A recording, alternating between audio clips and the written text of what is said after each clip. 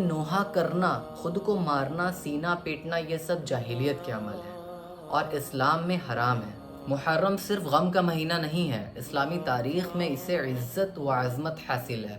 قرآن مجید میں اللہ تعالیٰ نے حرمت والے مہینوں کے بارے میں فرمایا ہے ان عدت الشہور عند اللہ 12 شہرا فی کتاب اللہ یوم خلق السماوات والارض منها 4 حرم۔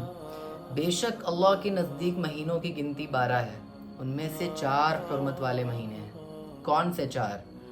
ذی قعدہ، ذی الحجہ، محرم، رجب۔ صحیح مسلم حدیث نمبر 1163 میں نبی صلی اللہ علیہ وسلم نے فرمایا رمضان کے بعد سب سے افضل روزے اللہ کے مہینے محرم کے ہیں۔ یہ حدیث ظاہر کرتی ہے کہ محرم صرف غم کا مہینہ نہیں بلکہ نیکی اور عبادت کا بھی مہینہ ہے، جس میں اللہ تعالیٰ کی طرف سے روزوں کو بڑی فضیلت حاصل ہے۔ قرآن اور حدیث میں شہداء پر ماتم کرنا ناجائز اور